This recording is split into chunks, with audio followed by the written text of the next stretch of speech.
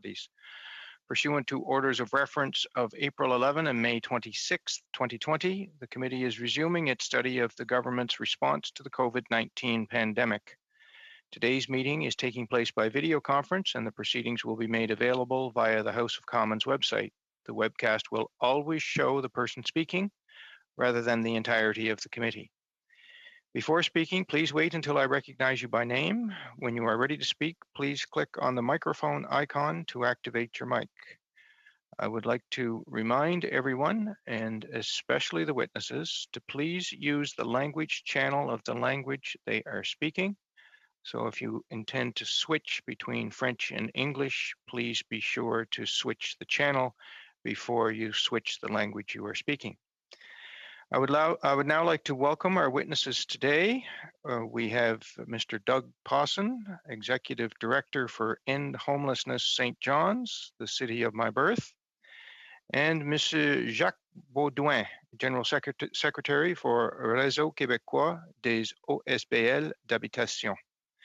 Mr. Pawson, please proceed with your opening remarks. Good afternoon, everybody. I'd like to first start by thanking the committee and you, Mr. Chair, for inviting me to appear today. I appreciate your time and commitment to better understanding the impact the COVID-19 pandemic has had on our most vulnerable neighbors, specifically those who are experiencing homelessness. At End Homelessness St. John's, we understand the dynamic interplay between the forces that create homelessness and housing instability for our most vulnerable neighbors. We recognize and accept that homelessness itself is not the issue, it's the culmination of social system breakdowns.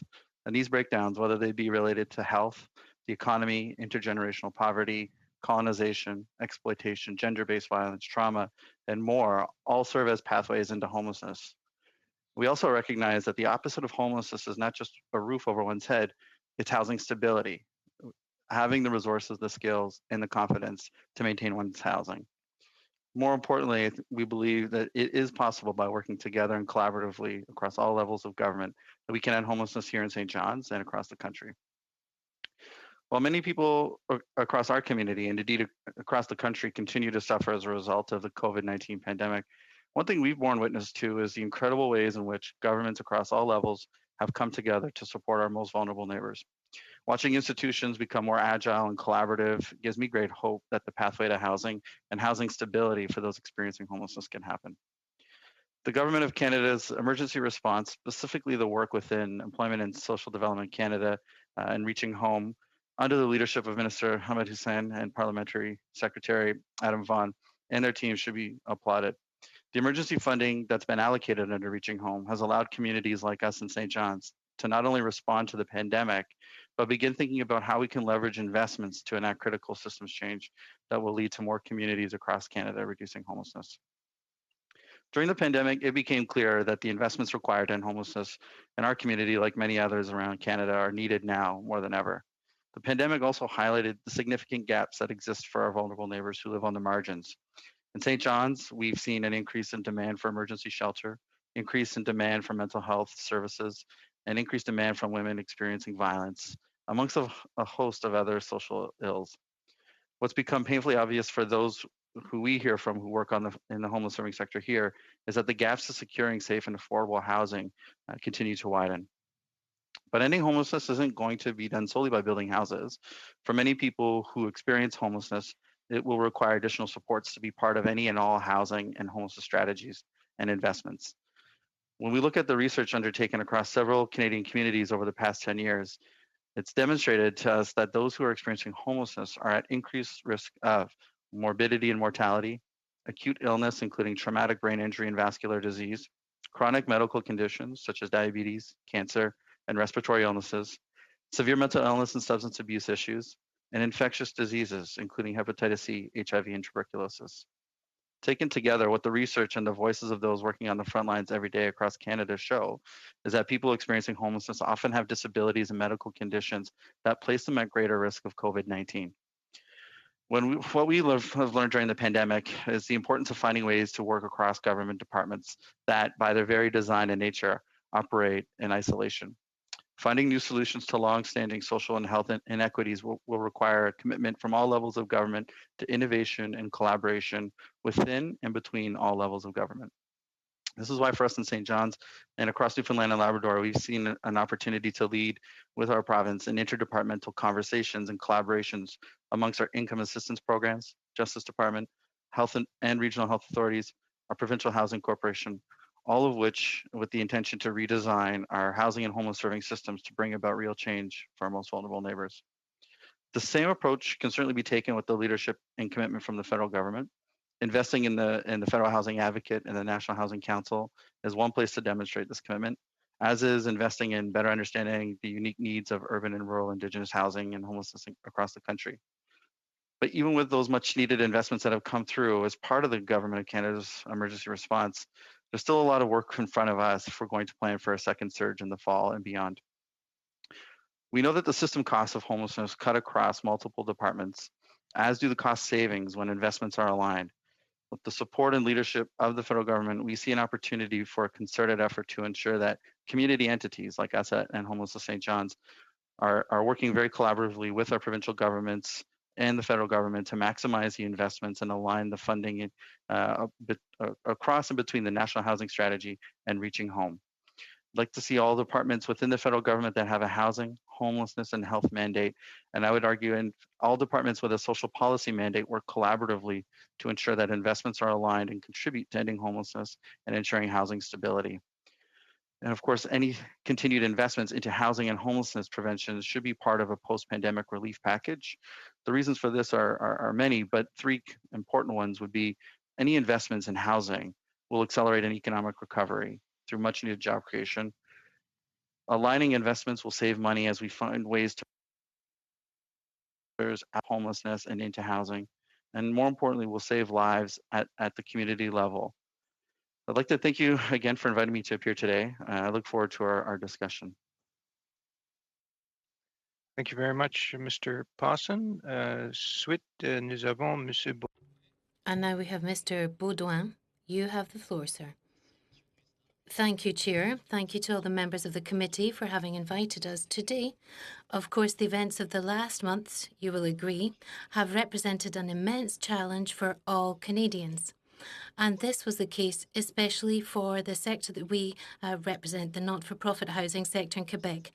Here we're talking about 1,250 organisations in Quebec that own and administer 2,600 housing complexes. So that's almost 55,000 affordable housing units for various types of clients that are vulnerable. Amongst these households, almost half of them are made up of seniors. And as we know, they are amongst those that were the most vulnerable and remain the most vulnerable within the context of the current pandemic. Other occupants include families, single-parent families, sometimes children and women who are victims of violence, youth, young people in difficulty, people who are at risk of becoming homeless, those who are living with physical and mental health problems. We have a whole variety of different types of clients in our housing not-for-profits, and they represent the whole range of those who are the most vulnerable in society in Quebec. And I believe that's the case in the NPO sector in other provinces. And here COVID has added yet another layer of difficulties. Having said that, we are happy, if we can put it like that there are less than 5% of the not-for-profit housing complexes in Quebec that have had confirmed cases of COVID over the last weeks. And amongst these cases, there has been no significant outbreak. And I dare to believe that the fact that there's been access to affordable, safe, well-maintained housing where we offer community support and where people take care of each other, I would dare to say that that explains in part the positive results that we've seen in terms of protecting people.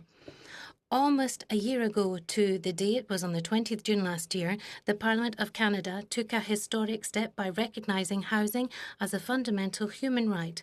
The importance for each and everyone to be able to rely on having a roof over their head where they can live in safety has never been as obvious as during this pandemic. The commitment that was enshrined in the National Housing Strategy Act to support the progressive realisation of the right to adequate housing should inspire the government's response to the pandemic and also inspire the recovery plan that will be coming up in the next weeks and months.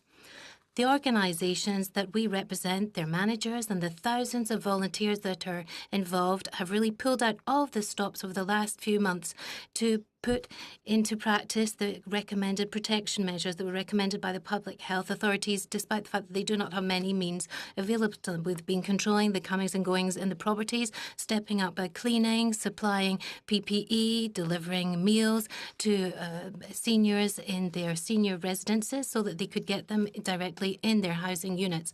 And this has had a major impact on the operating expenses amongst our members and our organisations. We conducted a survey amongst our members and we assessed that approximately $30 million, the extra costs as a result of the pandemic in the not-for-profit housing sector in Quebec over the last 3 months. Here we're talking particularly about expenses related to additional human resources and equipment that had to be mobilised. And this adds to the loss of certain income sources. Fortunately, it was less significant than we may have expected, but it has put extra pressure on the budgetary balance in our organisations. There's been rental income loss, and particularly because it's been difficult to rent vacant units because we weren't able to allow people to visit these vacant units during COVID. So the loss of income comes to around $10 million. It should be pointed out that the big majority of organisations do not have any support for their financial operating costs. This means that any increase in expenses has to be offset by an increase in their own source income, which comes mainly from rents. So this poses a challenge in terms of keeping the rents at an affordable level.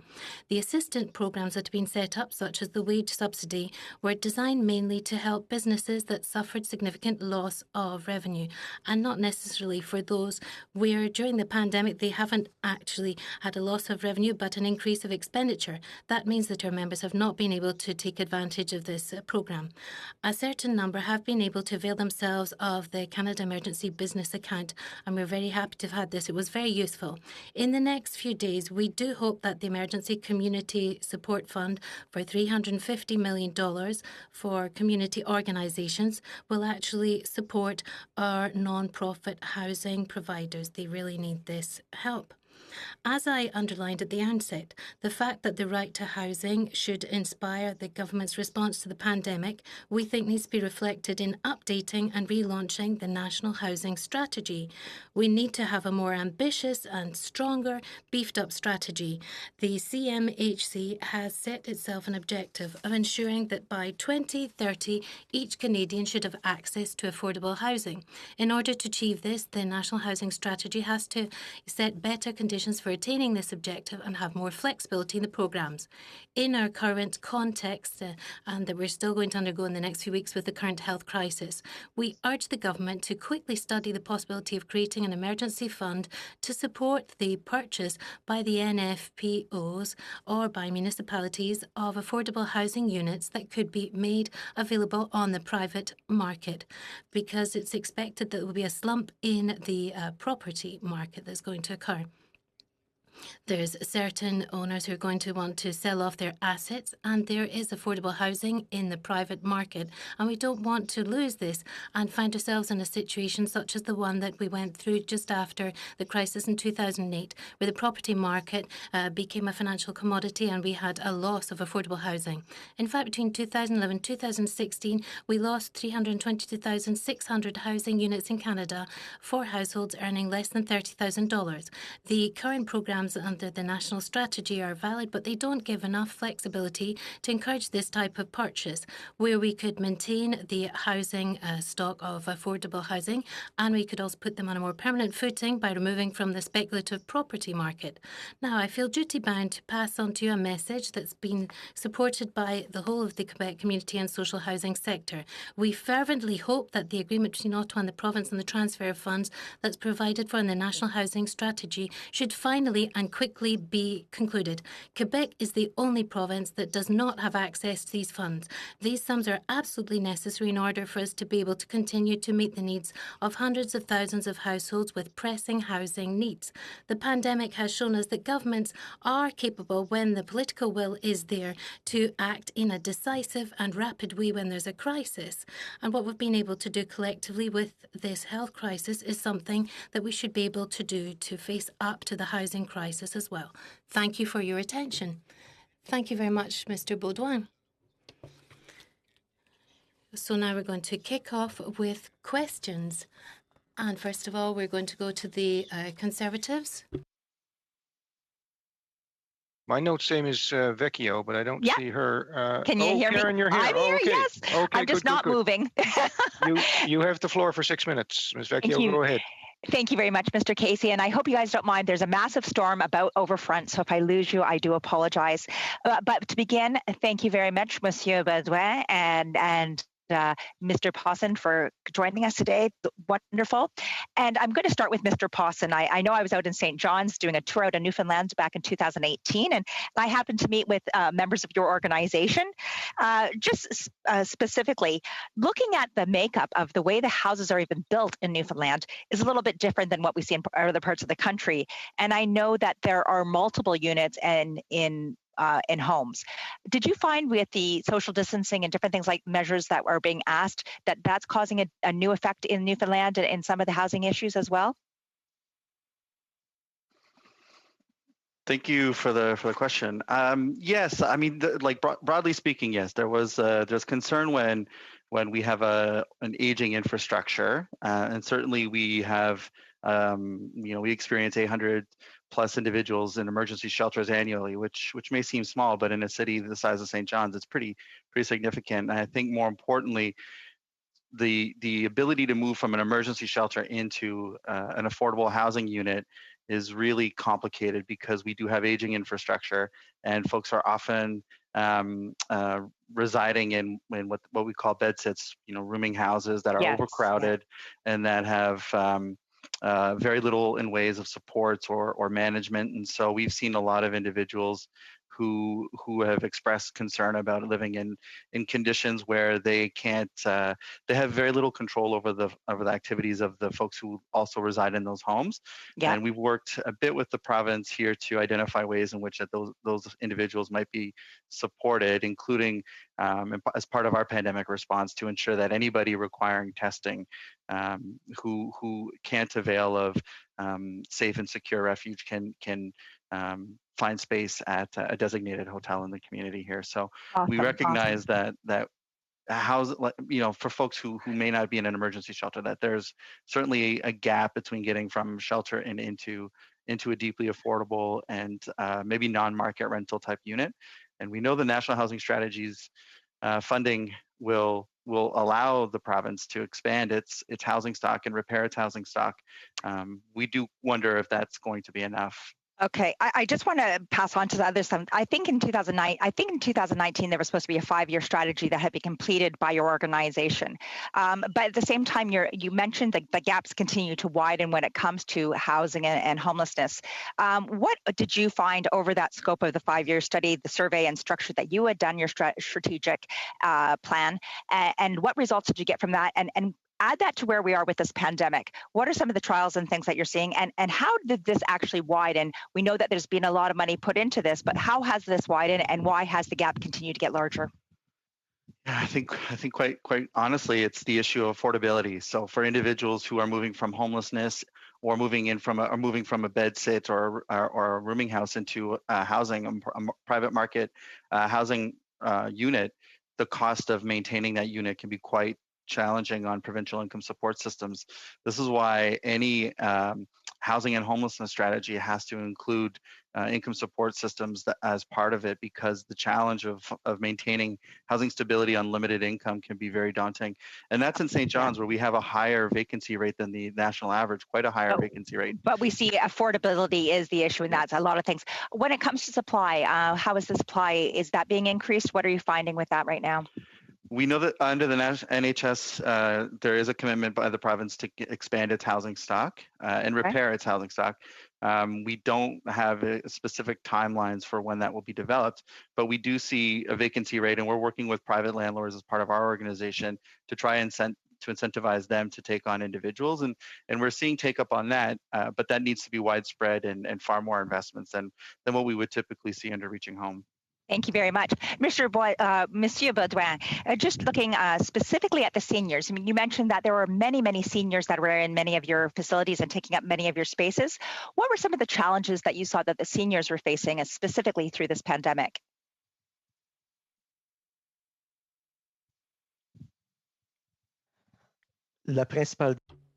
Well, the main difficulty was to respect the health measures, because in the residencies, for public health reasons, there was complete lockdown. And it's just starting to be gradually eased now. So it's been very difficult for the mental health of seniors and to accept to be in a lockdown situation in these small housing units with, in general, just one bedroom. And where they're used, in order to maintain their autonomy and their capacities to actually go out and about and be sociable and participate in various leisure activities and community activities in the common room. We had to also close down the dining rooms and deliver their meals to their units.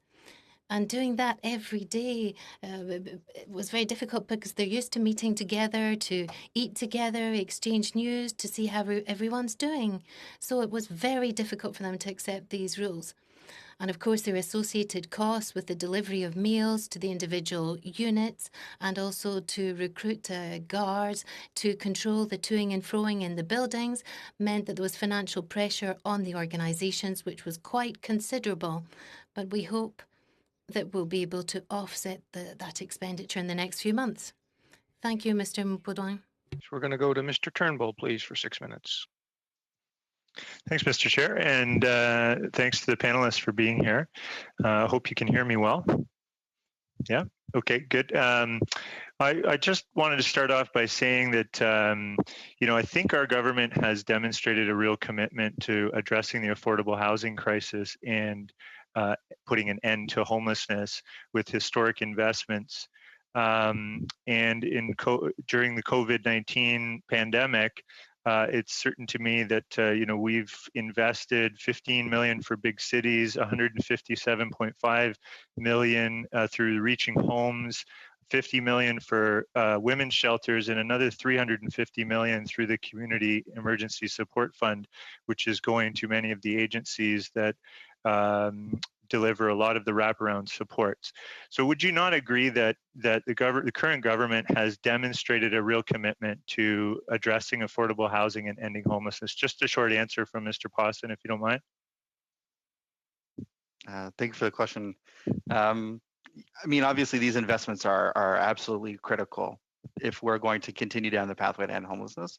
I think the challenge remains is the relationship building that needs to exist between the community entities, the NHS partners at the provincial level, as well as the federal government. Those investments need to be stronger and more aligned, but these investments are critical and allow us to set forth, at least for us, a strategy to transform our shelter system here in St. John's. Great, thank you. And Mr. Boudin, maybe you could answer that question as well, just with a quick answer, because I have some more questions. So, thank you. And you're on mute. Oui, avec plaisir. Yes, with pleasure. I'm happy to answer your question. Since 2017, since the announcement of the National Housing Strategy, we very much welcome that effort and that commitment and the general will and direction underpinning the development of this strategy. But in practice, there's still a great deal of work to be done to put this into tangible terms on the ground and to match the different interventions with the different programs. In Quebec, we've got a rather specific situation for the last 20 years. After withdrawal of the federal government from financing affordable housing, we've developed our own ecosystem and our own programs to be able to develop affordable and community housing. But now we need to match all of this up so that the will expressed by the federal government actually connects up with what's actually happening on the ground in Quebec already, so we can continue to develop this supply. Thank you for that answer. And I'll just, I want to ask a looking forward question now. I think both of you would probably agree that we need to make sure that housing, is a part or is at the center of our economic recovery. And I know both of you would agree with that. Just shake your heads if you agree. And then I want to ask you, how can we do, what's the best way to do to make sure that we're continuing to move the needle on ending homelessness and addressing the affordable housing crisis in the economic recovery post-COVID? Mr. Pawson, I'll go to you first. Yeah, absolutely. Those are. I mean, housing is central to an economic recovery. There's no question. These are big infrastructure projects that can be built across the country to alleviate a very important housing crisis. The issue around folks exiting homelessness will inevitably require provincial income support systems to be involved, and housing corporations in those communities and across the provinces to be involved. And of course, interventions around the financialization of the housing market in general. I think what we want to make sure is that as we're adding new housing stock to communities that are affordable and maybe even deeply affordable and non-market based rentals, that we're also not further contributing to the unaffordability of housing in the private market because of the financialization of the housing market across the country. Yeah. So there are some yeah. Thank you. Very insightful. And Mr. Baudin, I want to give you a chance to answer, and then my time will probably be up. Oui, en fait. Yes, I'd like to add something. I think we have to look at the economic recovery in a way that actually includes social recovery. We cannot separate the economic recovery from societal recovery so that we can develop further affordable housing, meeting high standards in terms of energy efficiency, so we can have ecological recovery at the same time.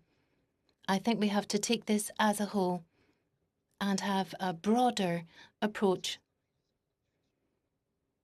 Now we're talking about a possible second wave. We're not going to steer into crystal ball here, but we know that there are going to be other difficult situations in the future, similar to the one that we've just gone through.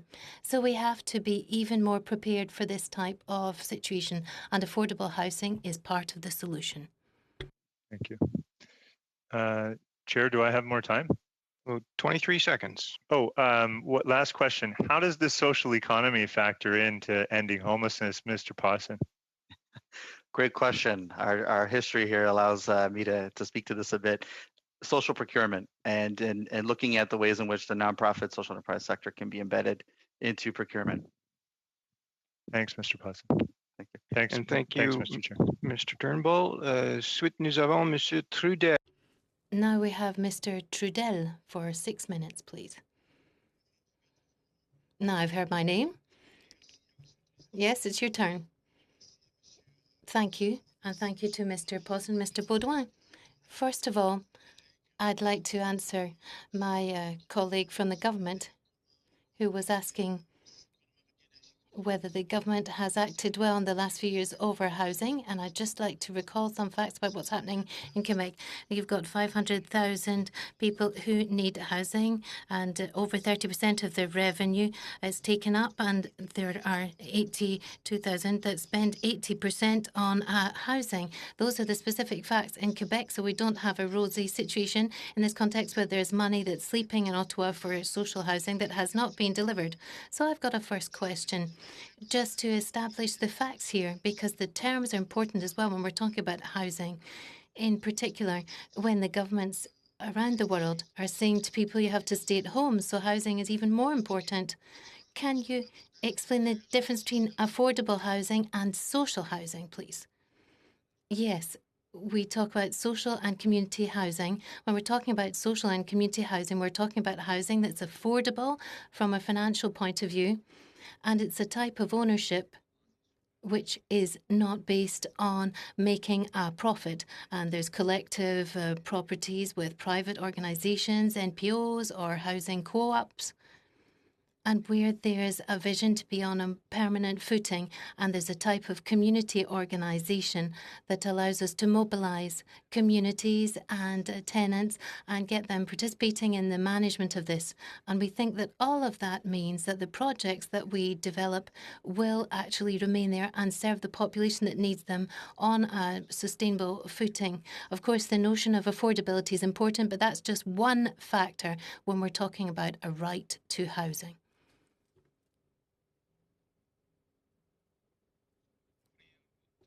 Now you need to switch on your mic, Mr. Trudel. Sorry about that. Thank you, Mr. Baudouin, for that answer. And now, since I've become an MP in Ottawa, I've heard about the Quebec approach, which is a more global one and a more community-based approach. Can you describe the Quebec-specific approach to housing? Yes, and I'm happy to explain this. And I certainly don't want to blow our trumpet and say that one province is better than another. We all have our policies and our different constraints and in our provinces. But it's true that over the last 20 years, we've developed a model which is really based on community initiatives. So the projects that are developed and that are supported by the authorities and the governments are grassroots up. And that means that we've got lots of different senior residences in rural communities that have been developed. There's 100 municipalities in Quebec where if there was not a not-for-profit housing corporation to offer housing to seniors, there would not be any housing with services for seniors. They would need to leave their village and go to big urban centres at the end of their life during their retirement years. So we've been able to develop these complexes because in each of these communities, there's groups that have come together. People have acted in good faith, have formed a group. And of course, with funding from the government and with private financing, they've been able to get up and running these initiatives and launch these housing projects. Now, as you've said, that doesn't mean that everything is rosy and wonderful in Quebec. There's still a great deal at stake in terms of access to housing before everyone has a roof over their head. We still need to do a great deal. And of course, we need to get the funds that are available under the National Housing Strategy. We need to get that agreement signed as soon as possible. But we've got a basis and a programme and a way of doing things, which means that we can use these funds to continue to further develop things. Thank you very much, Mr. Baudouin. Now, when we're talking about Quebec, we talk about the National Housing Strategy and the agreement with Ottawa, and 1.4 billion has not been spent, and it's there for affordable housing in Quebec. But Quebec saying housing, that's our competence. We want to have complete control of these funds. Why do you think it's important for Quebec to be master of its own destiny when it comes to housing? Well, my answer is that there are already programs, there's already things that have shown the proof of the pudding. Our access to housing has allowed us to produce 42,000 housing units over the last 20 years. And we've been able to improve our indicators. For example, between 2011 and 2016, over the last two surveys, the number of people having housing needs has really been reduced thanks to the investments that have been made in this programme. It has a real proven track record. It delivers the goods. It delivers the new housing units for different types of clients. As I said earlier, we have a large variety of different clients. So if we have extra funds, we'll be able to continue with these developments and step this up to meet these needs. And we'll be able to do this quickly because the program's already there. The capacity is there. The ecosystem with all the different organizations already exists. They've got the capacity, the knowledge, the expertise to set up these projects. It's all ready. And that's why we really need these funds. And that's what we're going to use them for as soon as we get this agreement signed. Thank you. Do I still have some time? 6 seconds. Okay, a tiny wee question. Now, if the agreement was signed tomorrow morning, how many people could we give housing immediately? A very short answer, please. We need to develop 5,000 community housing units per year in Quebec, and with this agreement, we could try and catch up, no doubt. Thank you very much, Mr. Trudel. Mr. Baudouin? Kwan, please, for 6 minutes. Thank you very much, Mr. Chair, and thank you to the witnesses for your thoughtful presentation. I'm going to start with Mr. Paulson. I'm wondering if you can comment on the Recovery for All initiative that's been proposed by the Canadian Alliance to End Homelessness. They were here at HUMA to present this 6-point plan, and I wonder whether or not you have any thoughts about that and whether or not you support their 6-point plan. A very short response to that question is yes, we support it across our community. We work really closely with the Canadian Alliance on Homelessness, and we do support its it's Recovery for All. We've continued to work with them to advocate to the federal government under their 6-point plan. Thank you.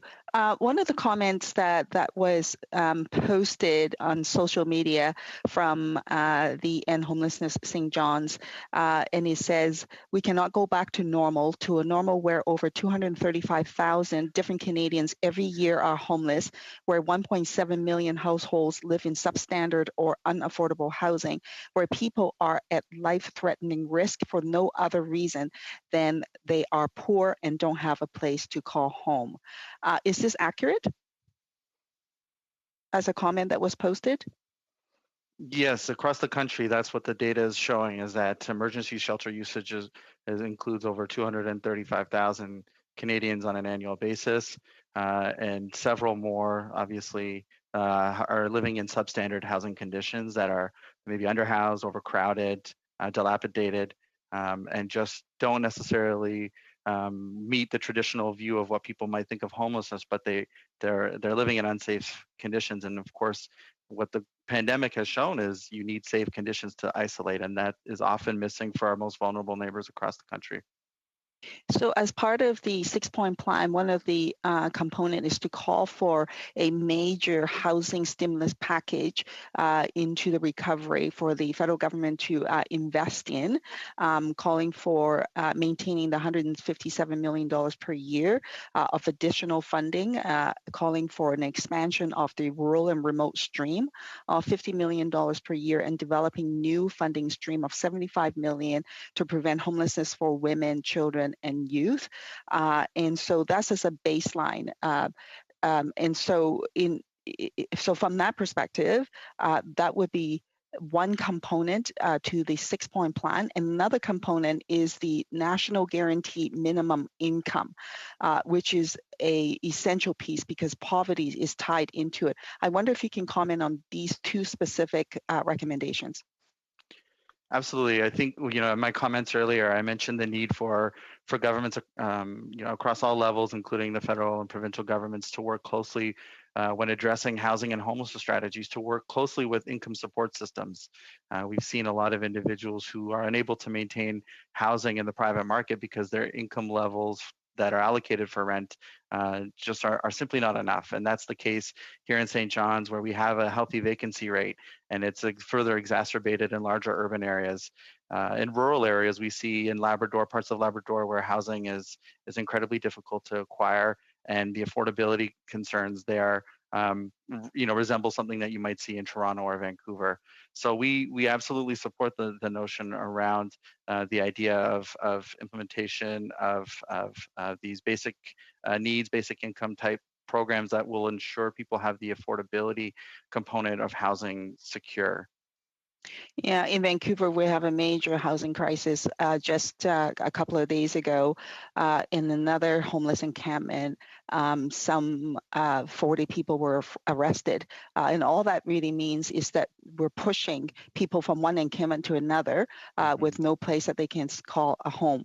And so now part of the recommendation is from the 6-point plan is 300,000 new permanent affordable housing units. This compared to what is proposed under the National Housing Strategy. Is the National Housing Strategy sufficient in reaching this 300,000 new permanent affordable housing units to meet the need?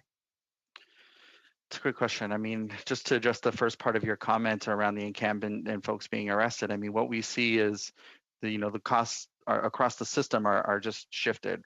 And so that's why interdepartmental coordination around housing and homelessness strategies and investments need to involve every department that has a social policy objective and mandate.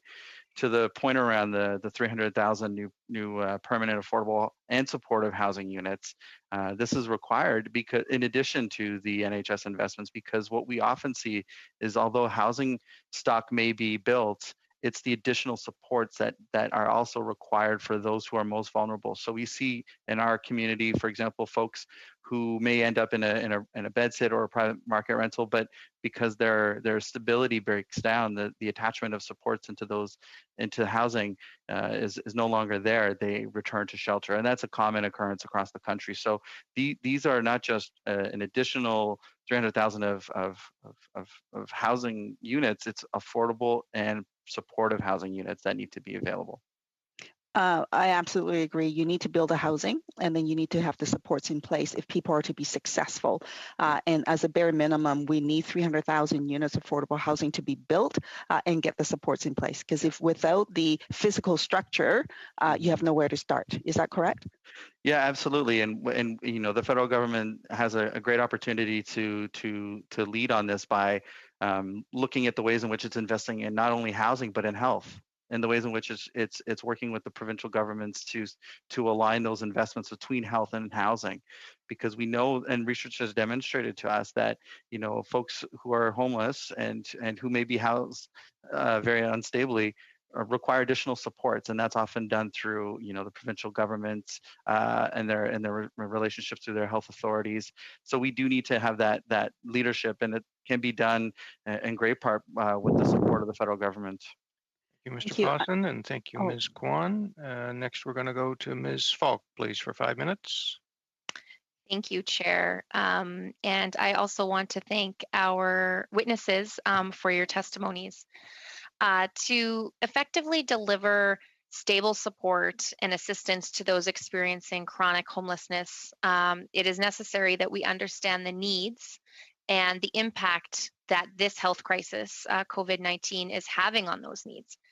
And so your insight today is very valuable and also very much appreciated.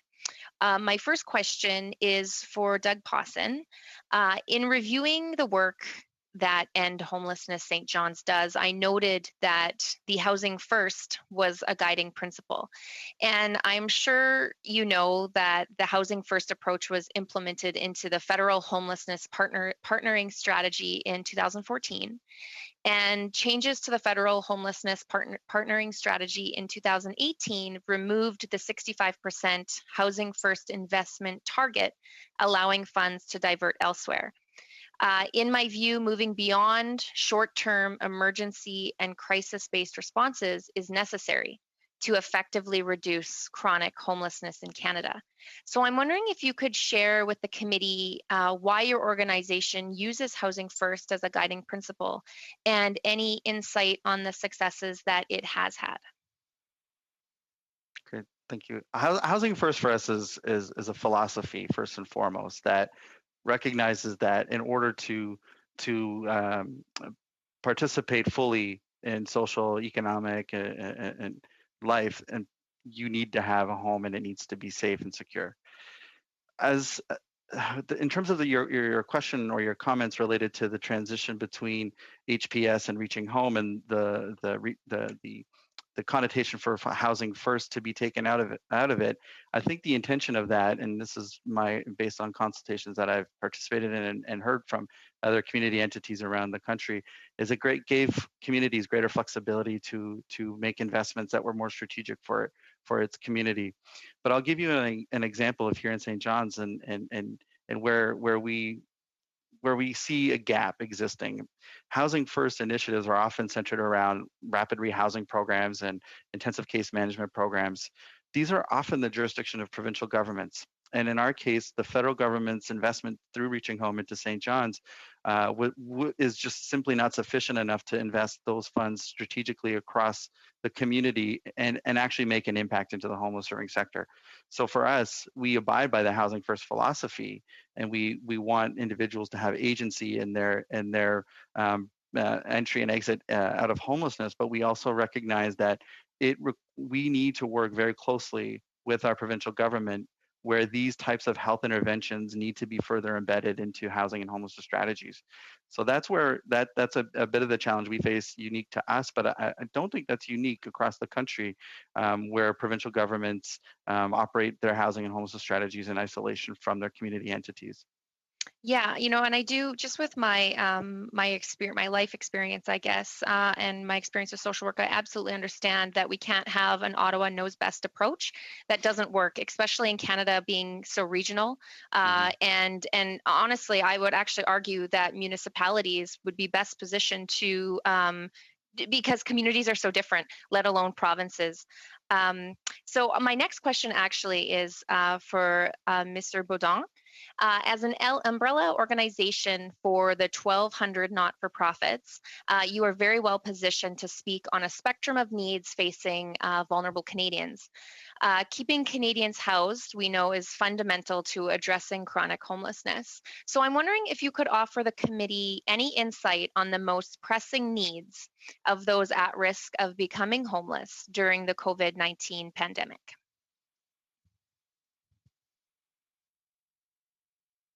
Actuellement, dans le contexte de la Well, within the current health crisis, it's a question of having a roof over your head and having access to places that are safe to be able to respect the various recommended health rules.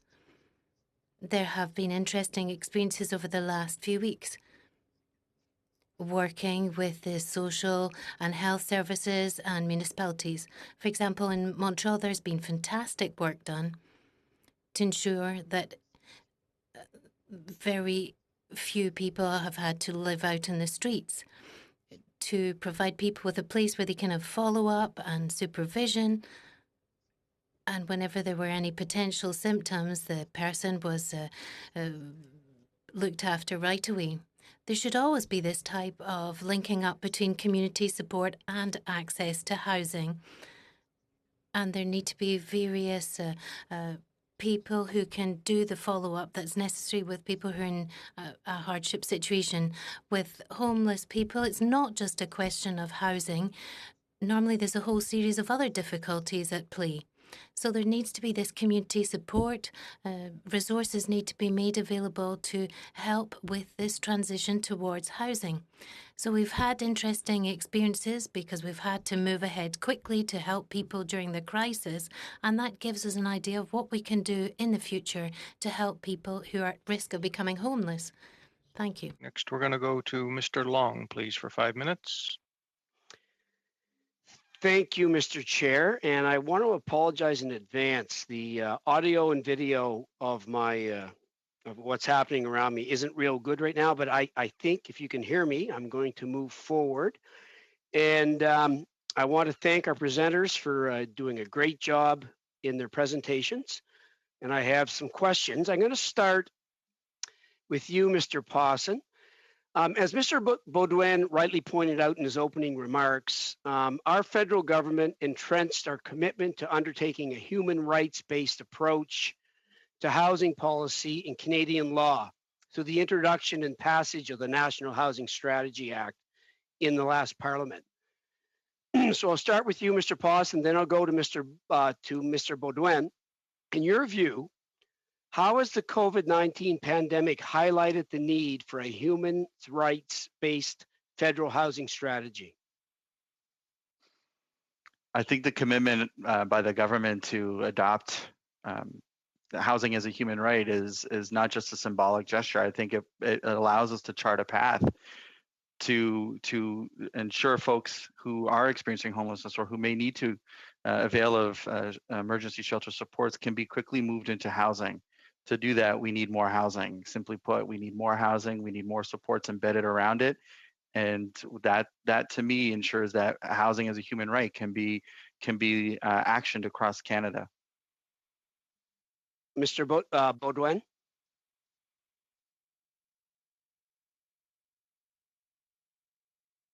Oui, en fait. Yes. The crisis has really shown that housing really is a human right. It was a historic decision that was taken last year to anchor this objective in an Act of Parliament. But now we've really seen what this means in practice. All Canadians have been asked to stay at home and apply specific measures to stay at home. Of course, we didn't want to have this situation, but it certainly highlighted the fact that housing is a fundamental human right. You need to have a safe roof over your head without being overcrowded.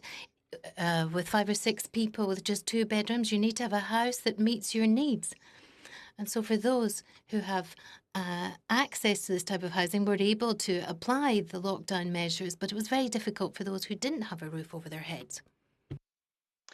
Thank you very much. Mr. Pawson, here in St. John, New Brunswick, my office, we do a lot of work with the 2 shelters here, Outflow, work with Jamie Hall, and certainly Coverdale with Mary Saunier. And I certainly remember when, we got home from Ottawa and the pandemic was actually becoming more and more serious in all of our ridings across the country. We were extremely concerned about the men and women at the shelters. We serve breakfast there pretty much every weekend and have a great relationship with them.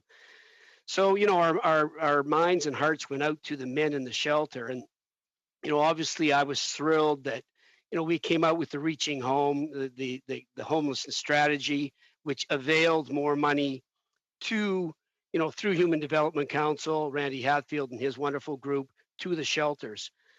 So, with respect to what's happened with COVID-19, what are the most significant risks that people experiencing homelessness face during COVID-19? What was their biggest risk? Well, we work really closely with the Human Development Council folks, so they're great leaders for your community in the province of New Brunswick. They are. Yeah, they are. I mean, certainly, most shelter systems are based on a congregate model. That is where individuals have, maybe a cot on the floor, and then you'll see a number of beds in one room. There's very little in terms of bathroom space or washroom space that would be appropriate for individuals. Is often shared amongst the larger group. So you see just the living, just the arrangement in terms of the shelter setup is ripe for transmission of a disease of this nature, of COVID. So let me just jump in. So you feel we need to move away from a congregate model? Because I mean, I was lucky enough to be in HUMA last session, and we went across the country looking at shelters, and almost every one of them is that style. I mean, we're fortunate in our community in St. John's here, where we have more of a private, semi-private shelter model. The reason why people continue to reside in shelters is that they're often individuals without dependents who have very limited income and who can't avail of the existing tax credits that would be designed for those who have dependents or whatnot. And so they're reliant totally on provincial income support assistance, and those rental allowances are simply not enough in any urban center and any area where there might be a housing shortage. Thank you, Mr. Long, and thank you, Mr. Pawson. To both of the witnesses, we very much appreciate your testimony here today. We have the next panel waiting in the waiting room. We're going to suspend for a couple of minutes, but look, folks, we very much appreciate the work that you do and being with us here today to share your expertise and experience, and wish you a good weekend. We are suspended now for a couple of minutes until we get ready for the next panel. And I wanted to start this one on time because we do have some administrative, some very brief administrative matters that we need to deal with before we adjourn for the day. So we are suspended.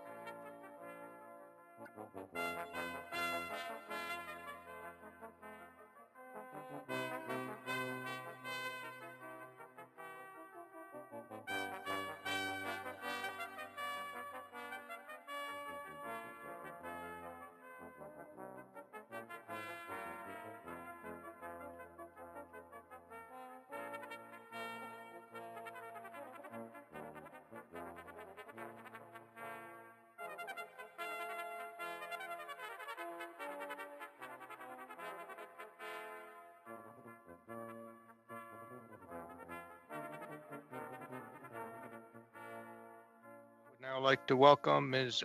Parisa Mahboubi, Senior Policy Analyst from the C.D. Howe Institute, as well as Mr. John Malloy, Director of the Center for Public Ethics from Martin Luther University College.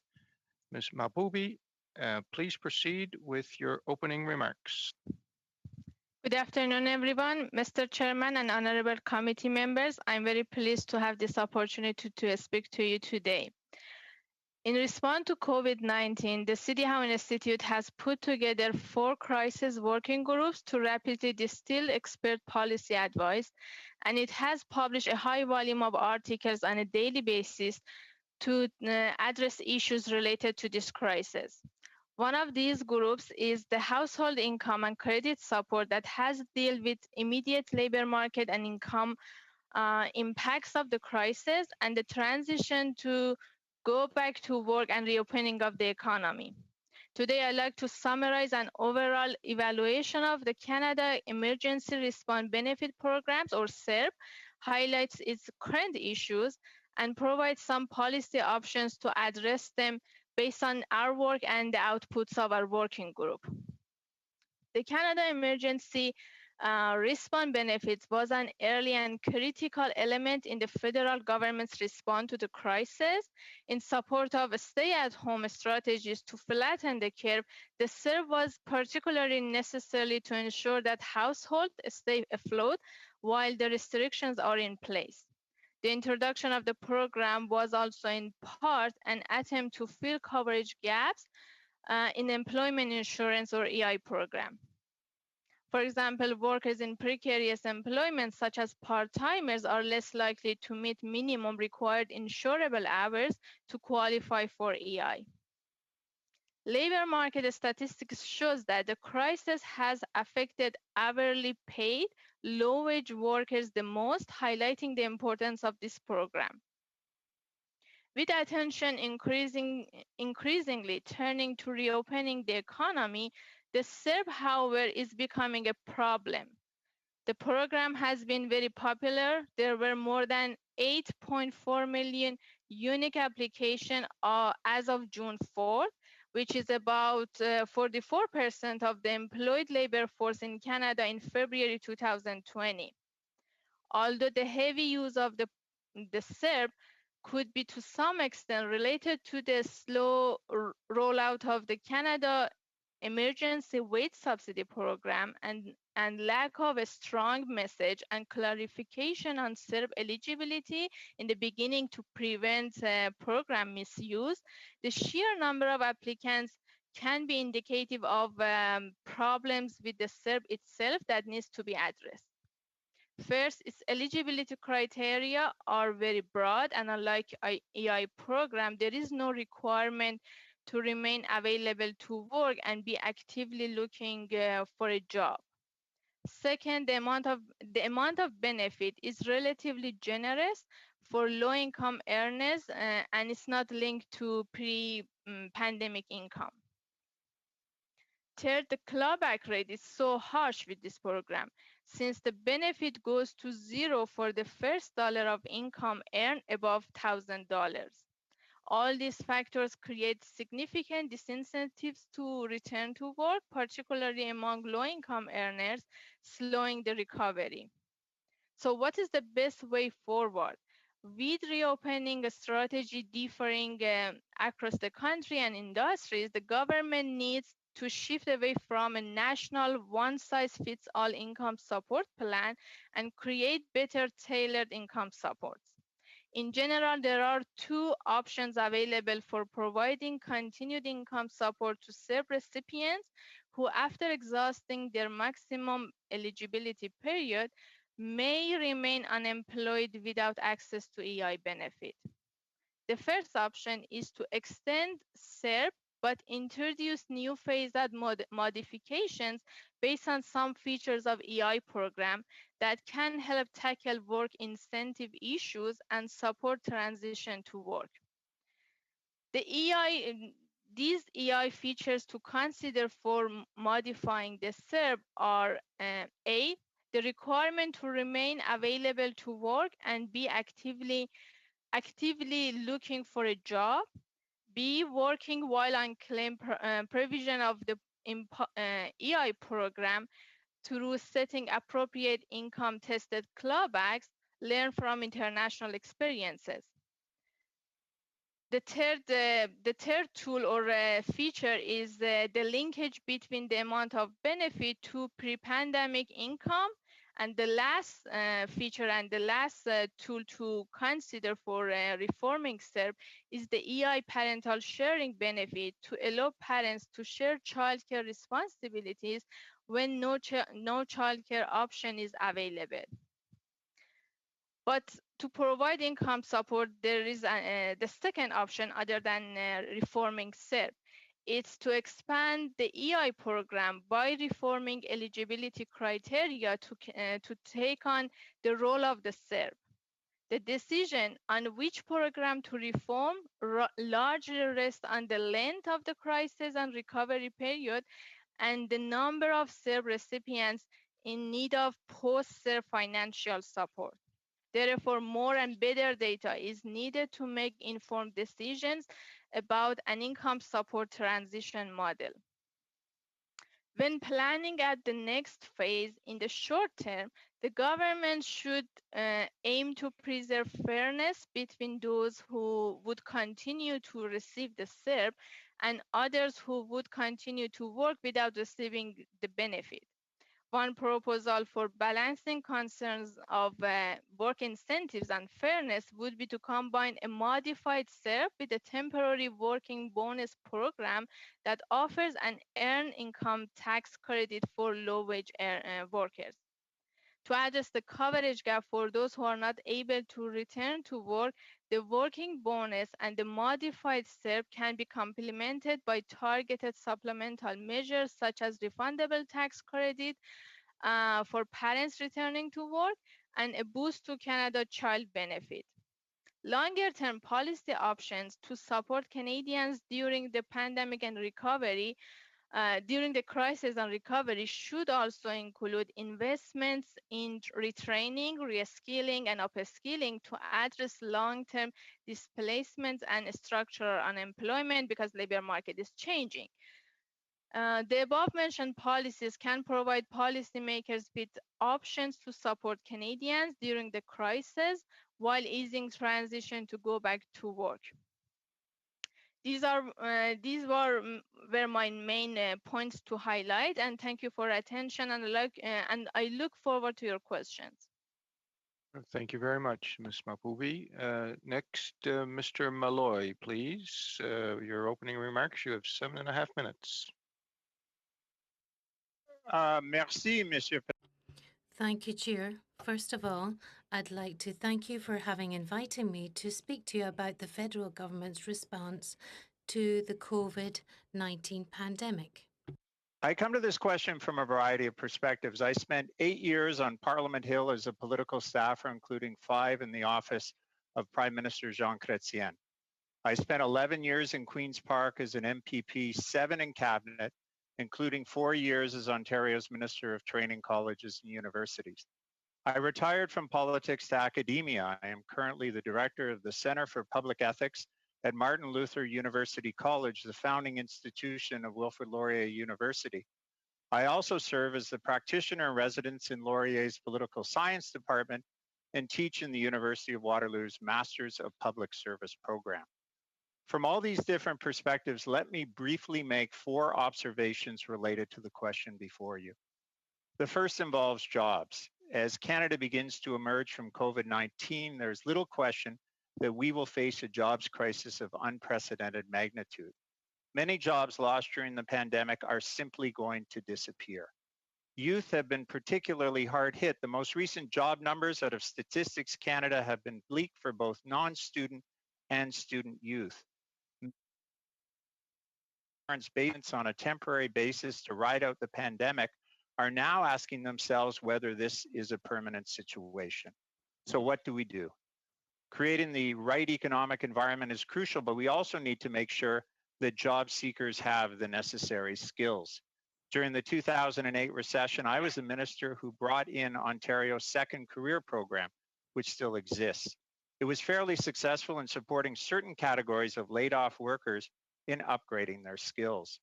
We're going to have to go much further than second career and adopt an all hands on deck approach where all of our post-secondary institutions work much more closely with potential employers to ensure their programs correspond to the needs of a changing economy. Continuous intake, micro-credentialing, year-round learning, mandatory experiential learning, all should be part of the post-pandemic dialogue. We can do it. COVID-19 has taught us that if pushed, our somewhat sluggish post-secondary and training sector can become nimble and creative in altering the way we do business. Just ask all those who had to quickly transform their in-class courses into distance learning due to COVID-19. This doesn't mean the end of literature and theology programs, but there's plenty of room to teach subjects like these in a way that builds needed competencies and gives students practical hands-on experience. Although the Government of Canada has a key role to play in this transformation, they need to recognize the leadership of the provinces and territories in this area, which is my second point, respect jurisdictions. Many Canadians, particularly those in Ontario, often look to Ottawa for leadership in a time of crisis, even in areas that fall under provincial or territorial jurisdiction. And there's a temptation within the federal government to respond by encroaching upon that jurisdiction. As a former provincial minister, my plea is for the federal government to recognize the leadership of our provinces and territories in areas like post-secondary education and training. Support them, but don't try to create capacity and programming federally, which is duplicative. Provinces and territories know their needs. They know their educational institutions and training providers. Yes, by all means, act as a convener, reshape EI programming, federal support for students, and federal tax policies, but do it in direct partnership with our provinces and territories. There is remarkable energy out there, and governments at all levels need to harness it, which leads to my third point. As the director of a center at a faith-based institution concerned with public ethics, my advice is not to forget Canada's faith communities as you develop and implement policies and look for partners. Religious voices have something to offer our current public debate. Collectively and individually, they are anxious to see our world transformed into one that focuses on those in the margins and challenges the consumerism and indifference of our society. Canada's faith communities have a long history of involvement in progressive issues and have been active during the current crisis in supporting the lonely, the poor, and the vulnerable. They've also turned their attention to what happens next. I think of the work of Joe Gunn, the executive director of Centre Oblat, a Voice for Justice at Ottawa's St. Paul's University, and Sister Sue Wilson, director of the Office for Systemic Justice for the Federation of Sisters of St. Joseph in London, Ontario. Their thoughtful commentary on the need for an ethical framework for the post-COVID-19 world is but one example of many voices of faith calling for real change when it comes to issues like income inequality, the environment, and Indigenous reconciliation. Voices that include 43 Lutheran and Anglican bishops who have collectively voiced their support for an guaranteed annual income. Engage and involve these voices. I'm going to change my focus a bit for my final point and address the role of committees like yours. I was the government house leader during Ontario's last minority government. I recognize the important role that committees play in listening to Canadians, advising Parliament, and reviewing legislation and programs. I also understand the power of committees to send for persons, papers, and records virtually unchecked in a minority government situation. Yes, this power can be used to hold the government to account. Unfortunately, it can also be used to go on wild fishing trips and exploit gotcha moments. by demanding an endless supply of documents and witnesses from the government simply in an effort to make them look bad. I have witnessed committees paralyze governments as scores of public servants drop everything to hastily respond to a complicated committee request dreamt up on a whim by opposition research, neglecting the needs of citizens and being forced to remove flexibility and nimbleness from programs in order to escape committee scrutiny. Yes, hold the government to account, but recognize that decisions over the last few months were made quickly in uncharted waters. Lots of mistakes were undoubtedly made by people working in good faith. Resist the temptation to make them the focus of your work. This is not partisan advice, Mr. Chair. I would offer the same advice to the Liberals if they were in opposition. Mr. Chair, that brings to a close my presentation for today. 4 admittedly different points: focus on education and training, respect jurisdictions, engage faith communities, and resist the temptation to use the power of committees in a minority parliament to undermine the work of government. I look forward to any questions. Merci. Thank you, Dr. Malloy. Before we go to questions, Dr. Mahboubi, the background that you have makes it difficult to see you on ParlView. You have an artificial background there behind you. If you have any way to disable that, that will be quite helpful. We're going to begin with Mr. Viss, please, for 6 minutes. Mr. Viss, you have the floor. Thank you to both the witnesses for excellent testimony, frankly. Dr. Mahboubi, I was particularly interested in the point you referenced regarding a temporary bonus to ease the transition for going back to work, and the points you made about the eligibility criteria and relatively generous nature of the emergency benefit for low-income workers. The reason I ask this, because in my riding of Mission Matsui-Fraser Canyon, food security is a major issue.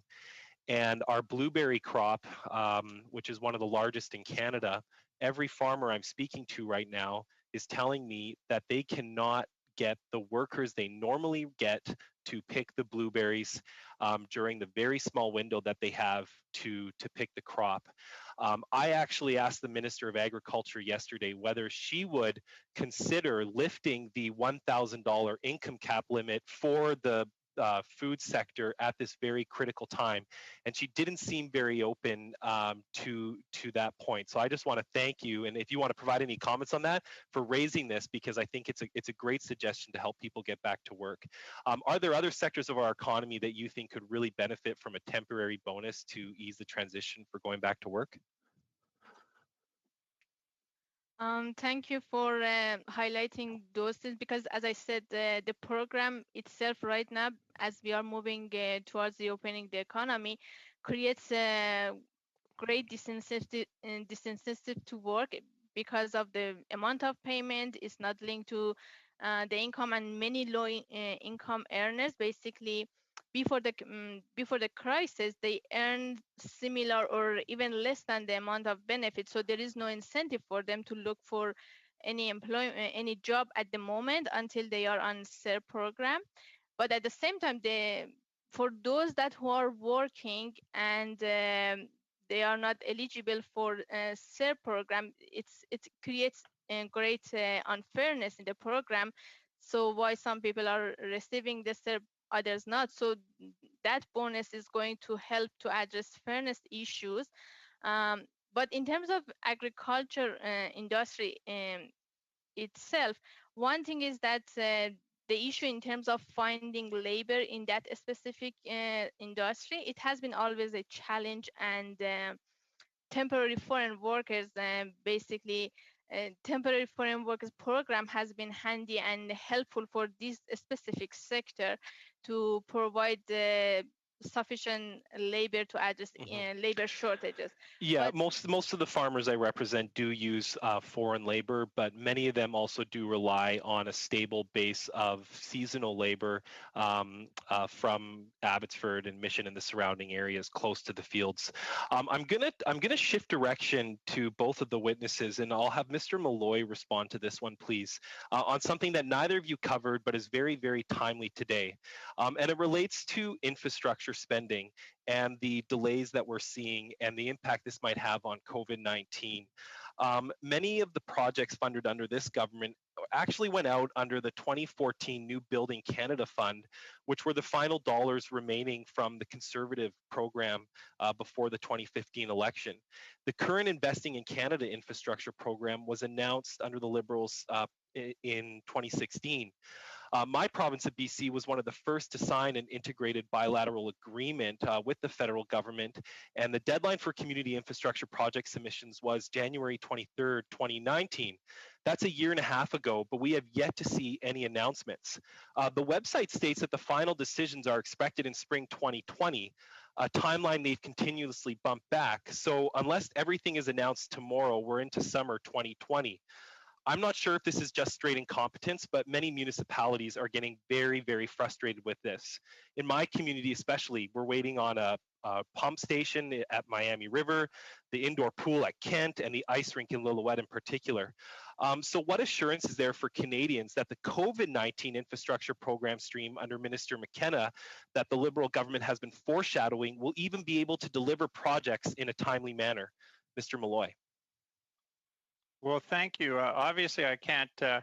It's moments like this. I'm glad I retired from politics, but I can't speak to the specifics of what's happening federally. I can talk certainly about the importance of infrastructure, and I hope that we do see those partnerships, and those partnerships take into account the views of municipalities and provinces. But the other thing is making sure that we have people who can undertake the work. And, that goes back to my remarks when I was speaking about post-secondary education. It wasn't simply the university or college sector. I also think about apprenticeships and the importance of that and making sure that we have individuals who go in the trades and that we have young people who right now are feeling a lot of pain, who are saying, what is the future for me? And certainly the trades are a real opportunity. So, I can't comment. I apologize. I can't comment on the specifics, obviously, of what's happening with the federal government.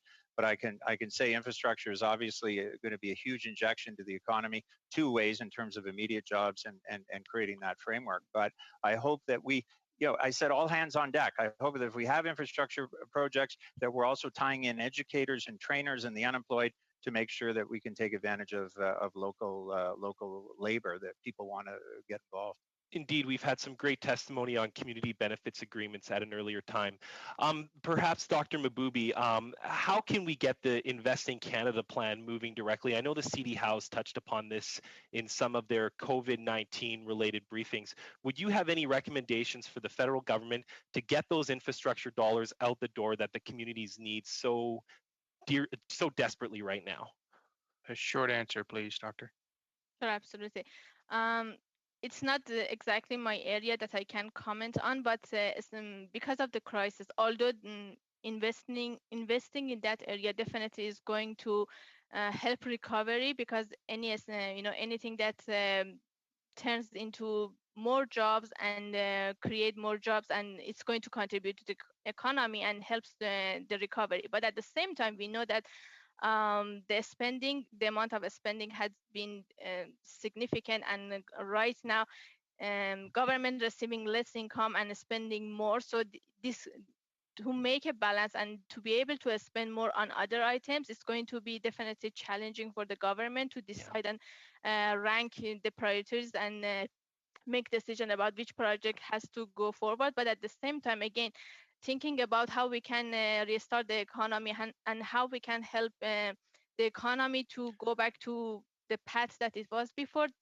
Some projects is going to be helpful in terms of helping the recovery. Thank you, Dr. Mahboubi. Thank you, Mr. Viss. Next, we have Mr. Dong, please, for 6 minutes. Thank you, Mr. Chair, and I want to thank both panelists for their wonderful opening remarks. And to John, it's really good to see you. As a former Me Too, Queen's Park staffer and Ontario legislator, and also who spent 4 years at TCU. I just want to, for the record, to say that it was really a pleasure and an honor to have served with you for the province of Ontario. So it's really good to see you. My question to you, John, there has been some reporting by CBC showing that there has been very few inspections done in our long-term care facility in Ontario since June 2018. What role do you think that plays in the scale of the current outbreak?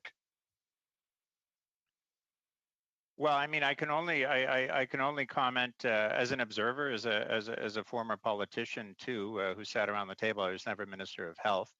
Obviously, I think this has given us an opportunity to look at a lot of systems, including the long-term care system, and there's been a big rethink. I mean, long-term care was something that every government has grappled with. I don't know if it's necessarily a partisan issue, but I don't think any government has done it particularly well in terms of ensuring that you have both community supports, you have the ability for seniors to live within their community with the supports to age at home, but that also that you have good and effective long-term care system. I think there's been a lot of exposure of some of the problems, including around inspections, including around the ability to find out what's been going on. Oftentimes, seniors don't have that ability to have a voice, and their families can become frustrated. I remember as an MPP often meeting with families, and we would follow up with the homes and follow up with the ministry, but you often wish you had come in front of it. So obviously, it's a concern. Again, I am only an observer on this. Obviously, a keen observer and a concerned observer as to what's happening. Thank you, John. The federal government has, as you're aware, has made money available to help to pay the frontline and essential workers during the crisis. But I've heard that from many constituents in Don Valley North, typically those that actually worked during the COVID period since March at the front line. One case is she works in the hospital. She had the same office where they do the lab testing for the virus that has been left out, and they actually never saw the money from Ontario. Now I read this morning that the Premier in Ontario is planning to cut statutory holidays for retail workers, and obviously this is not what anyone had in mind when they talk about supporting essential workers. What are some of the things that the province could have done to better support those workers? Well, listen, I hope I'm gonna sort of go back a little bit to what I said. I hope two things. First of all, I hope that we have a real rethink in our society about essential workers, about precarious workers, about issues like sick leave, even issues around benefits, obviously about pay. But I'm in front of a federal committee, and the temptation is there to say, you've got to get to the front of the parade. But that is really a provincial matter, and I hope that Ontarians, I hope the opposition in Ontario, and obviously you have a role in voicing your concern. But ultimately, the provinces are in charge of this piece of the puzzle as far as provincial workers. I realize there is a federal piece, and I do hope that the provinces will be part of this rethink moving forward. Where the federal government can play, I think, a very valuable role is as a convener, as someone who's offering support, as I said in my remarks, whether it's everything from EI to tax, that sort of thing. But I look to the folks at Queen's Park, and I'm hoping that we're forward-looking on this. There were mistakes made, but how can we rethink it? How can we rethink the role of precarious workers? Because we've seen what an amazing job they do. Personal support workers who are being paid, a pittance. I was happy to be part of a government. We increased their wages. It was one of the first wage increases, but they're being paid a pittance. How do we rethink this?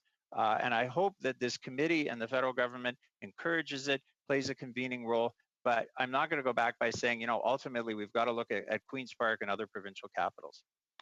And actually, that leads to my next question: how important you think to have a decent wage in place, especially during this recovery of our economy and coming out of COVID? How important it is for a decent wage for the working population?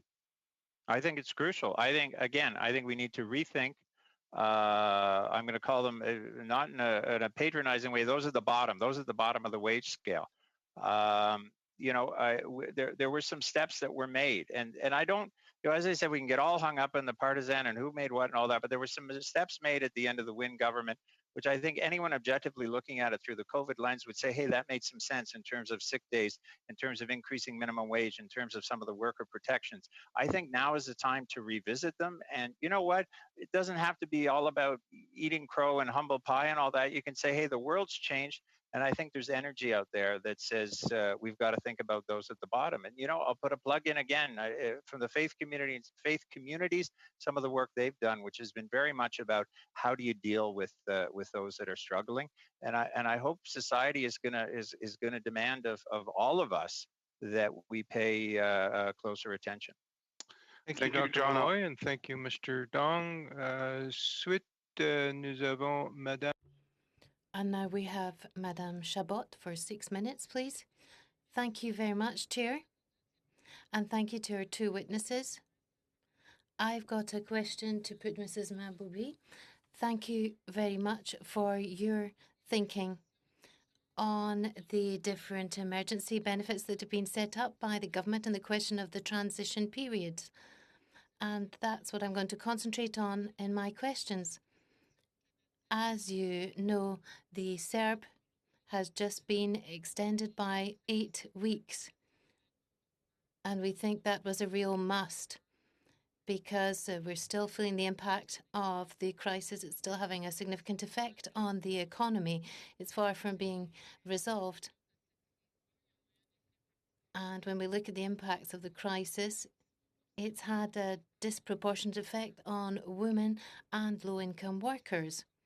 However, like yourselves and like ourselves in the Bloc Québécois, many of us think that within this measure and the fact that it's been extended, and also with the Canada Emergency Student Benefit, we feel that there should have been certain measures so that this could have been modulated and given an incentive to work rather than a disincentive. The Bloc Québécois has put forward the employment insurance type model, namely if you earn over $1,000, you would keep $1,500, you'd keep half, and you would keep 50%. But the government has said it's not possible to have this nuanced approach. They've said it's not possible technically, that we don't have the tools available to do that. Should we be able to make something technically possible that's very desirable from a political point of view? There's a recovery coming. We need to have this capacity to have a graduated approach. Is that how you would explain your measure? Thank you for your question. In terms of extending the CERB program until the end of the summer, it was something that we thought it was a good call and good direction to do that. The reason is that first of all, not all provinces and not all sectors are ready to open the workplaces, so individuals can go back to the workplaces. And also at the same time, because the issues related to children and schools, there is although the approaches varies across the province, the approach varies across the provinces, but mostly, for example, in Ontario, there is no summer camp, there is no alternative option for parents with children to be able to return to work during the summertime. So extending the summer was the right call, and it was the right to do that. And also at the same time, it is going to give the government some time to think about, okay, how they want to transit the large number of individuals from CERB to EI program, if that's the right approach to reform the EI and use it as the main income support program, or thinking about, okay, what needs to be done about CERB. But at the same time, what I'm going to emphasize is that extending CERB for another 8 weeks is fine, but we need to revise the program. We need to take consideration those, to take some of or all of those tools that I mentioned here to be able to tackle the issues with the current design of the program. And in terms of, okay, what's going to happen after CERB, or what's it's needed, definitely we don't want two types of income support program to run for years. So this is really important to make decision about and it really needs data to think about, okay, how long the crisis is going to take, how. Thank you. Bien, je voudrais valider une position. Well, I want to validate one position with you. We know that our EI program is there, and perhaps we need to have more structural measures, such as an overall structure of the EI program, so that there can be better accessibility to EI and better benefits. Oh, sorry, I'm having a cough. We know that that's an important factor for stability to have an EI program. Rather than having a transition period, perhaps we should aim at revamping the EI program as a whole.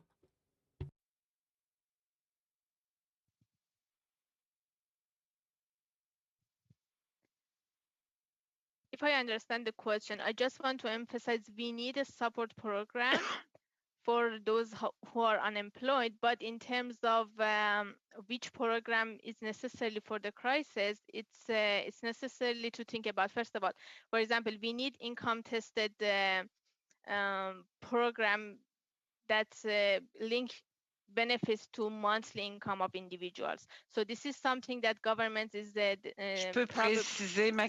I can make my question more specific if you wish, madam. As I was saying, the CERB is going to come to an end.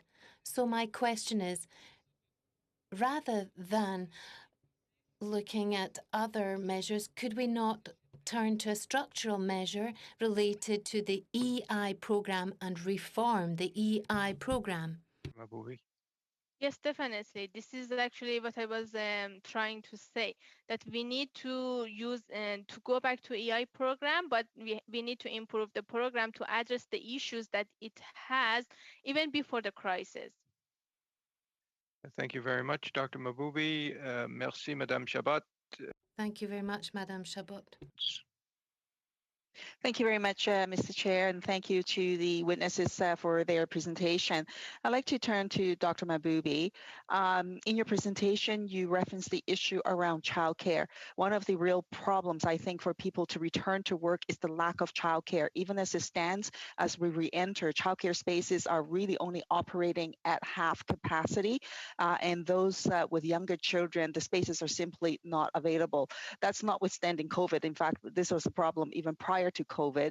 Do you think it's time for us to actually bring forward a national childcare initiative so that we can support workers, and particularly women, I may add, to enter into the workforce? Certainly, this is something important to consider. The reason is that women, during the crisis and in terms of the job loss, women hit harder than other population groups, and usually childcare responsibility is on shoulder of women in the household.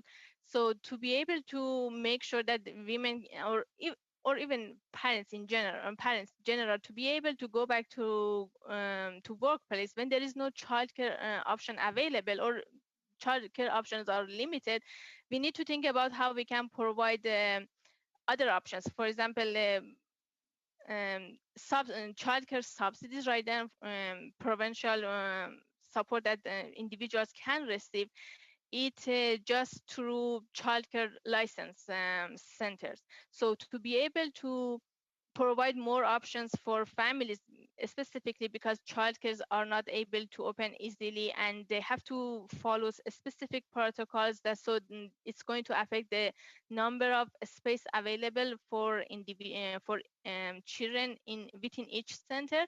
We need to increase the number of options, childcare options. So what I mean is that family can receive childcare benefit or subsidies when they can use other alternative childcare options that traditionally wasn't considered as something that individuals could be eligible to receive for. So one of the target, Thank you. Maybe I can jump in here because we actually do have a child tax benefit. And even then, it does not actually address the childcare problem. In my own riding in Vancouver East, regularly I have constituents who are desperate. And this is particularly the case with new parents who need to return to work. And this is pre-COVID, that they cannot find a space. They cannot find a space, a quality, affordable childcare space for their children.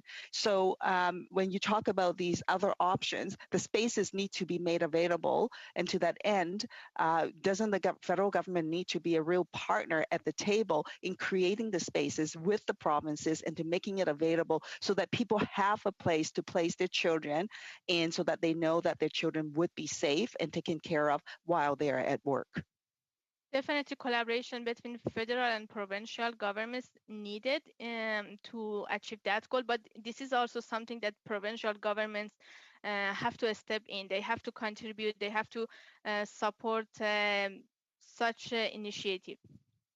Yes, thank goodness in British Columbia, we have a BC government who's more than ready and willing.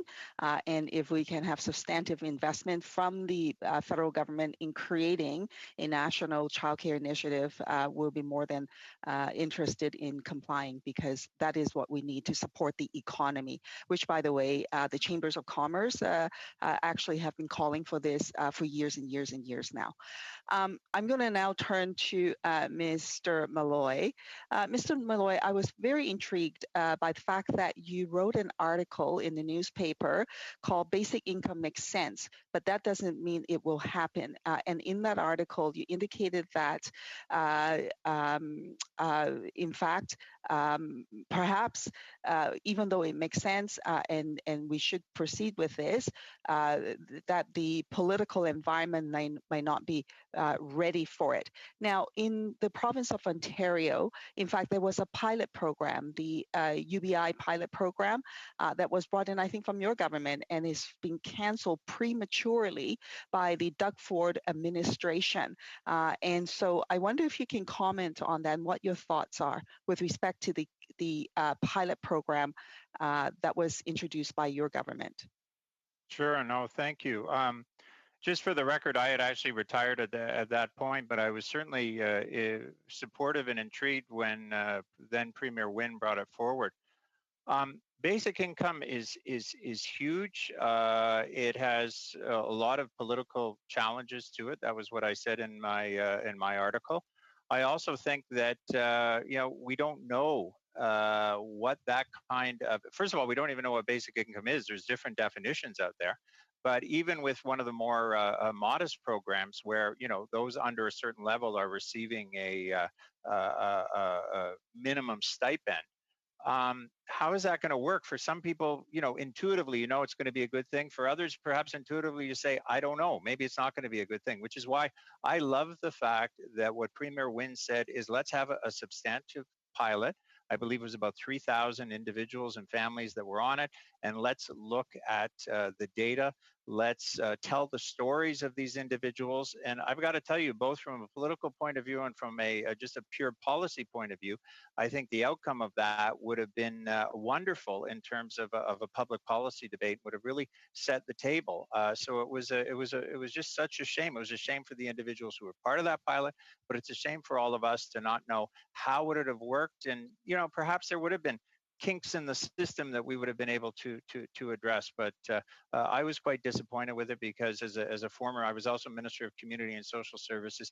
It makes sense, but I see the challenges, and I think people have a right to say we want to know the facts and figures and how it would work. And as I say, even hear the stories. Yeah. Thank you, Dr. Malloy, and thank you, Ms. Kwan. Next, we're going to go to Ms. Cusey, please, for 5 minutes. Thank you, Chair, and thank you to both of our witnesses for being here today. Mr. Malloy, your second point was regarding respecting provincial jurisdictions. I'm wondering if you're thinking of specific instances during the management of this pandemic where you feel provincial jurisdictions weren't respected or should have been respected. So perhaps if you could provide some specific examples that come to your mind as you raise this point, and as well perhaps some recommendations going forward. Sure, and when I expressed those opinions, it wasn't so much based on the sort of individual actions of the federal government, as much as it was just the mood out there, particularly in Ontario, where people are saying, well, the federal government needs to take leadership in long-term care. We've seen the discussions that have been going on about 10 guaranteed sick days, which is a great idea, but for provincial workers, again, there is this momentum that's coming up that says, well, the federal government should be taking all this over. And I've got to tell you, as a provincial minister, this isn't so much me being a constitutional purist.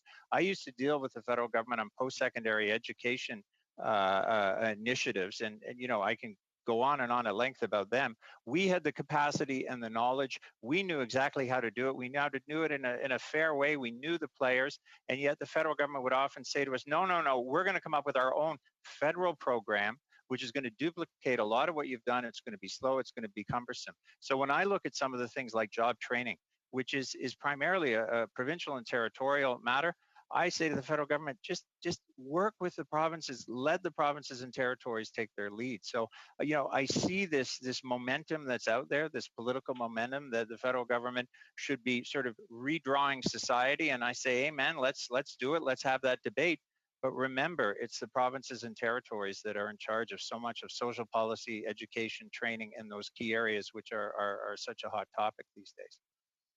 Thank you for that. I'm going to go to your fourth point now, where you mentioned unchecked power in a minority government.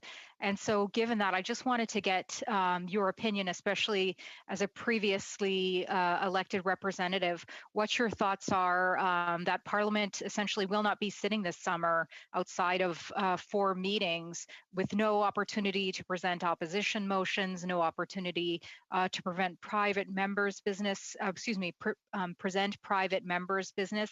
Do you see this having any negative effects relative to your evaluation of democracy and this unchecked power in a minority government that you referred to in your initial comments in your fourth point? Sure. I mean, listen, I think we've got to find a balance. We're in the middle of a global pandemic. There are all sorts of logistical reasons, but at the same time, as someone who's lived and breathed this, I do see a great value in having a parliament find a way to sit and have the back and forth and government be held accountable. But you know, to go back to my fourth point, I think each side has to have that balance. That the opposition has to recognize this is a tough time. There's a lot of people working in good faith, but I think the government has to recognize that it needs to be accountable. So I would like to certainly see more sittings and more back and forth, just to cut and thrust of Parliament. I mean, that is so essential to our democracy. So, you know, I have sympathy for the government's position, but I also recognize that some of the complaints from the opposition appear to me, at least, quite legitimate. Thank you. My last question, since you are at a faith-based post-secondary environment, I have one in my riding. I just wanted to say, ask you, I should say, as someone who has a position of high administration within a faith-based environment such as that institution. What are your thoughts as to the Prime Minister participating in large gatherings while at the same time giving public safety advice that gatherings are not permitted, which many faith groups must abide by and did abide by? Do you have any comments on that, please? Sort of a difference in what the highest level of leadership did compared to what was expected of those specifically from faith-based backgrounds? Well, I think I'm going to be echoing what a lot of commentators said, that I think the Prime Minister, I think a lot of political leaders were, in a sense, backed in a corner. They damned if you do, damned if you don't. If I apologize if that's unparliamentary, I can't remember, Mr. Chair. But the fact of the matter is there is anger out there.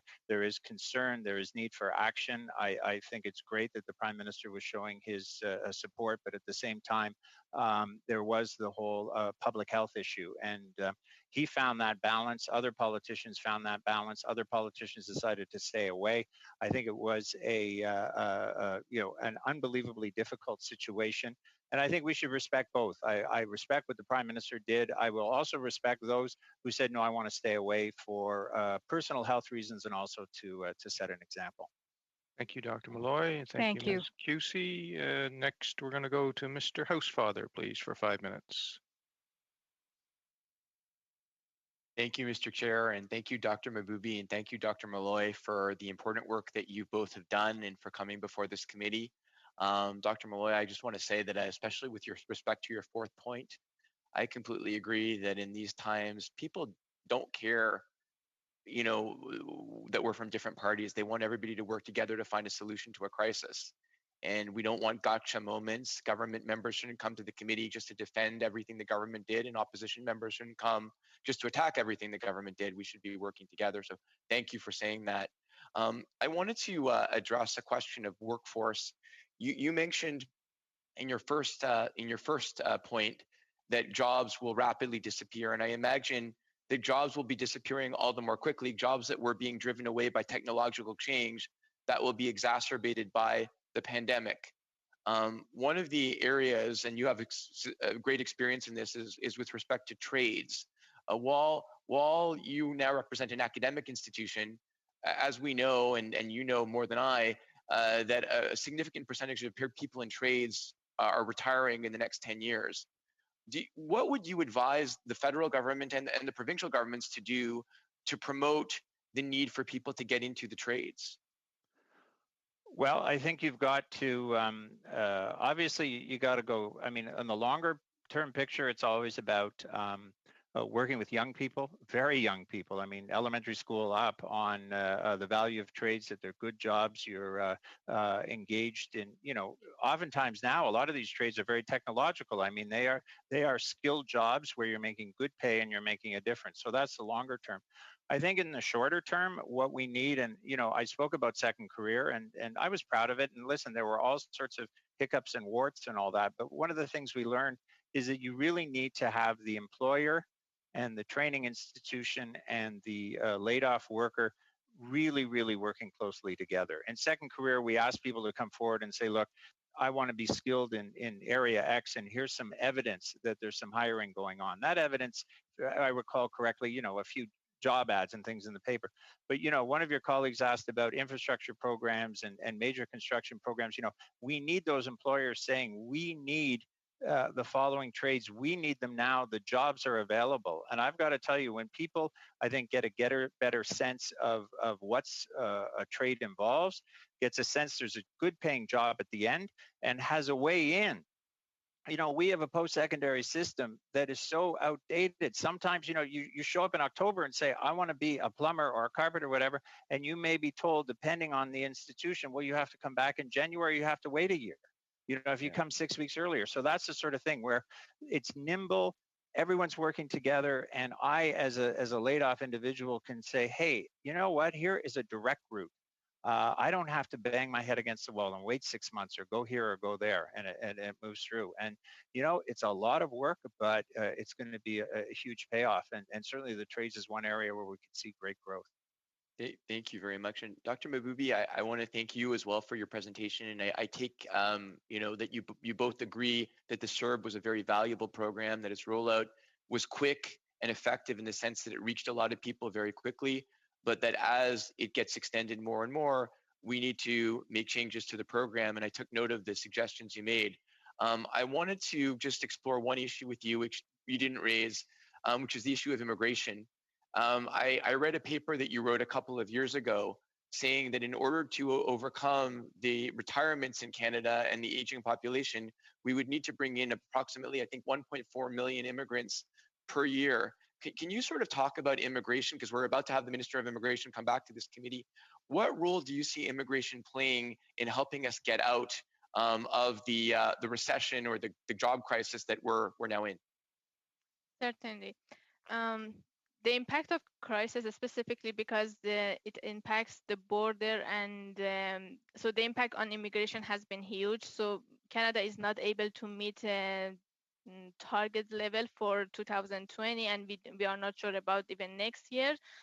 At the same time, immigration was necessary in terms of addressing challenges related to the population that is aging, and it's not going to stop. So because we are facing the crisis, we shouldn't forget about the need for bringing more people into the country. And at the same time, in terms of addressing labor shortages, either through temporary foreign workers or permanent immigration, yes, we are facing a crisis and jobs unemployment rate is high, but not all sectors are affected equally, and there are still some sectors facing shortages in terms of skills and labor that needs to be addressed through immigration.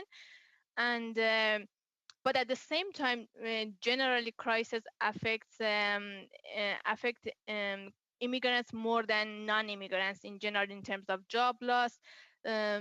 One thing that is really important to make sure, and at the same time, right now, recent immigrants who had challenges with the language learning, because the immigration support programs that provide language training to immigrants, they stopped working for a period of time since the beginning of the crisis. So all of these we need to into the consideration in terms of first of all, we need still immigrants to come to the Canada to address the issues related to population that is aging, and also at the same time labor shortages. But there will be some immigrants unemployed, and Canadians unemployed. We need to reallocate basically labor into different sectors and industries to be able to provide them with job.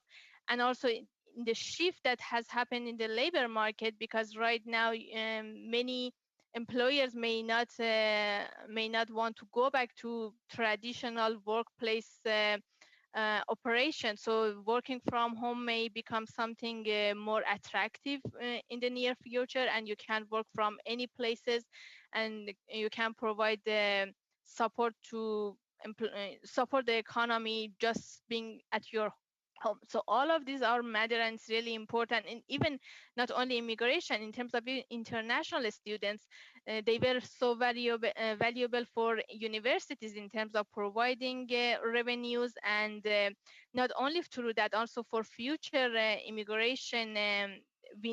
We needed international students because they were studies shows that they had better labor market outcomes. But and right now we pause everything. So it's really important, as borders are starting to reopen, we think about what type of immigrants we need.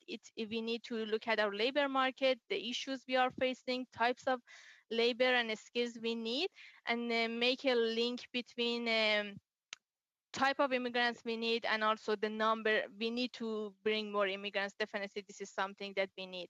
Thank you, Dr. Mahboubi, and thank you, Mr. Housefather.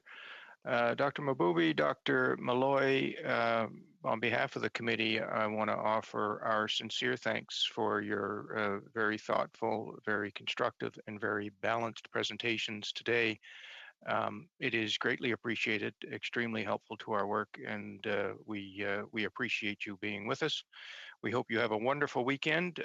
Colleagues, please remain. We have one item of committee business that I'm hoping we can dispense with fairly quickly.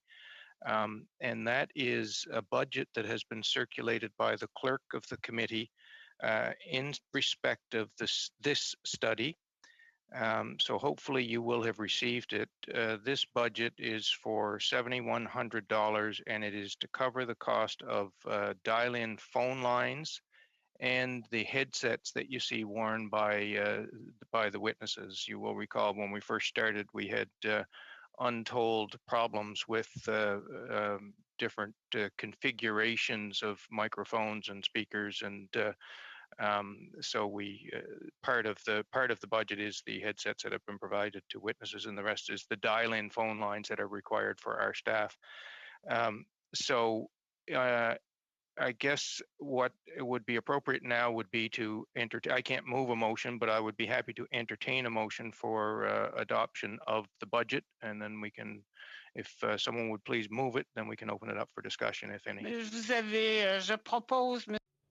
I propose, Chairman, I can propose this motion. Thank you very much, Madame Chabot. So, colleagues, you have the motion in front of you. Are there any other comments or questions? To adopt the budget as presented.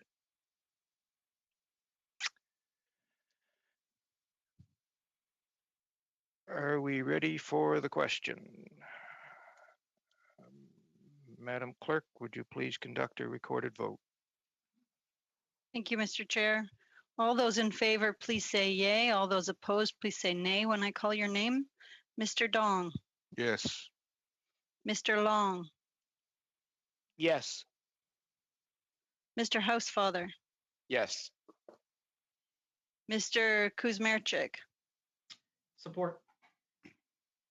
Ms. Young, Yes. Ms. Vecchio,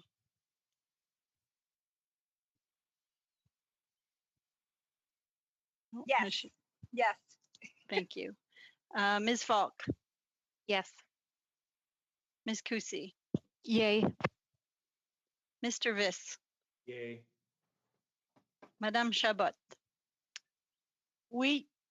Yes. and Ms. Kwan. Yes.